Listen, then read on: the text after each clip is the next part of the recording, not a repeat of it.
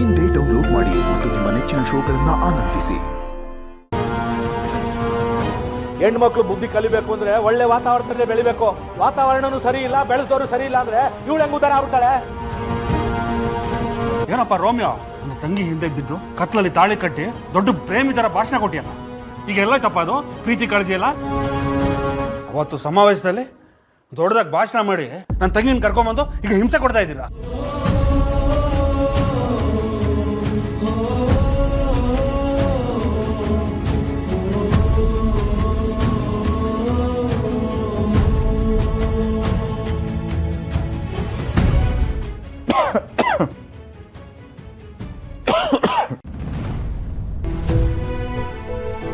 ಸಿದ್ದು ಅವರೇ, ಏನಾಯ್ತು? ನಿದ್ದೆ ಬರಲಿಲ್ವಾ?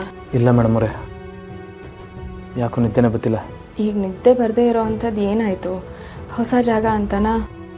ನನಗೆ ಜಾಗದ ಬಗ್ಗೆ ಏನು ಚಿಂತೆ ಇಲ್ಲ ಮೇಡಮ್ ಅವರೇ, ನಿಮ್ಮ ಬಗ್ಗೆನೇ ಚಿಂತೆ. ಈಗ ನನಗೇನಾಗಿದೆ? ನಿಮ್ಮನ್ನ ರಾಣಿ ಥರ ನೋಡ್ಕೋಬೇಕು ಅನ್ನೋದು ನನ್ನ ಆಸೆ. ಆದರೆ ಅದು ಹೆಂಗೆ ಅನ್ನೋದೇ ನನಗೆ ಗೊತ್ತಾಯ್ತಲ್ಲ. ಏನು ಮಾಡೋದು, ಮುಂದೆ ಯಾವ ಹೆಜ್ಜೆ ಇಡೋದು, ಅದೇ ಯೋಚನೆ ಮಾಡ್ತಾ ಮಾಡ್ತಾ ನಿದ್ದೆನೇ ಬರ್ತಿಲ್ಲ ಅಷ್ಟೇ.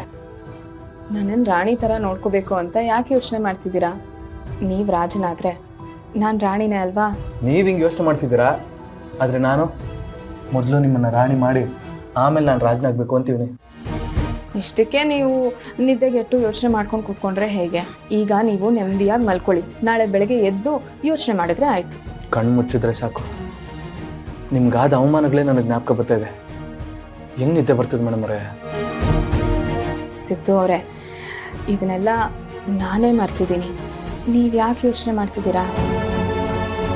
ಈ ವಿಷಯದ ಬಗ್ಗೆ ಯೋಚನೆ ಮಾಡಿ ನಿದ್ದೆಗೆಟ್ಟು ನೀವು ಹೀಗೆ ಕೂತ್ಕೊಂಡ್ರೆ ಆರೋಗ್ಯ ಹಾಳಾಗುತ್ತೆ ಅಲ್ವಾ? ಈಗ ನೀವು ನೆಮ್ಮದಿಯಾಗಿ ನಿದ್ದೆ ಮಾಡಿ, ನಾಳೆ ಬೆಳಗ್ಗೆ ಎದ್ದು ನಾವಿಬ್ಬರು ಇದ್ರ ಬಗ್ಗೆ ಮಾತಾಡೋಣ. ಹಾಂ? ಏನು ಮೇಡಮ್ ಅವರೇ ನೀವು? ನಾನು ಇಷ್ಟು ಸೀರಿಯಸ್ ಆಗಿ ಯೋಚನೆ ಮಾಡ್ತಿದ್ದೀನಿ, ಇಷ್ಟು ಸಿಂಪಲ್ ಆಗಿ ಬೆಳಗ್ಗೆ ಮಾತಾಡೋಣ ಅಂತ ಹೇಳ್ತಿರಲ್ಲ, ಹೆಂಗೆ ಮೇಡಮ್ ಅವರೇ ಇದೆಲ್ಲ? ಸಿದ್ದು ಅವರೇ, ಪ್ರತಿ ಗಂಡನಿಗೂ ತನ್ನ ಹೆಂಡ್ತಿನ ಹೀಗೆ ನೋಡ್ಕೋಬೇಕು ಹಾಗೆ ನೋಡ್ಕೋಬೇಕು ಅಂತ ಅಂದ್ಕೊಳ್ಳೋದು ಸಹಜ. ಇಂಥ ಯೋಚನೆಗಳು ನಿಮ್ಮ ಮನಸ್ಸಲ್ಲೂ ಓಡ್ತಿದೆ ಅಂತ ನನಗೆ ಗೊತ್ತು. ಆದರೆ ಹೇಗೆ ಮಾಡೋದು, ಏನು ಮಾಡೋದು ಅಂತ ನಿಮಗೆ ಗೊತ್ತಾಗ್ತಿಲ್ಲ ಅಲ್ವಾ? ಅದ್ರ ಬಗ್ಗೆ ಜಾಸ್ತಿ ಯೋಚನೆ ಮಾಡಬೇಡಿ. ಏನು ಮಾಡೋದು ಅಂತ ಆ ದೇವ್ರು ಬಂದು ಒಂದು ದಾರಿ ತೋರಿಸ್ತಾನೆ. ಆ ದಾರಿನಲ್ಲಿ ನೀವು ನಡೆದ್ರೆ ಸಾಕು. ಅಲ್ಲಿವರೆಗೂ ನೆಮ್ಮದಿಯಾಗಿರೋಣ. ಮೇಡಮ್ ಅವರೇ, ನಿಮ್ಗೆ ಹಿಂಗೆ ಇರಬೇಕು ಅನ್ನೋ ಆಸೆ ಏನು ಇಲ್ವ ಮೇಡಮ್ ಅವರೇ? ಇಲ್ಲ ಸಿದ್ದು ಅವರೇ, ನನಗೆ ಹೀಗೆ ಬದುಕಬೇಕು ಹಾಗೆ ಬದುಕಬೇಕು ಅಂತ ಯಾವತ್ತೂ ಆಸೆ ಇರಲಿಲ್ಲ. ಅರಮನೇಲಿರಬೇಕು ಅಂತಾನೂ ಆಸೆ ಇರಲಿಲ್ಲ. ಆದರೆ ನಿಮ್ಮಂಥವ್ರ ಹೃದಯದಲ್ಲಿ ಒಂದು ಸಣ್ಣ ಜಾಗ ಸಿಕ್ಕಿದೆಯಲ್ಲ, ನನಗಷ್ಟೇ ಸಾಕು. ನನಗೆ ಅದೇ ಅರಮನೆ. ಎಷ್ಟು ಒಳ್ಳೆ ಗುಣ ಇದೆ ಮೇಡಮ್ ಅವರೇ ನಿಮಗೆ. ನಿಮ್ಮನ್ನು ಹೆಂಡತಿಯಾಗಿ ಪಡ್ತಿರೋದು ನನ್ನ ಅದೃಷ್ಟ.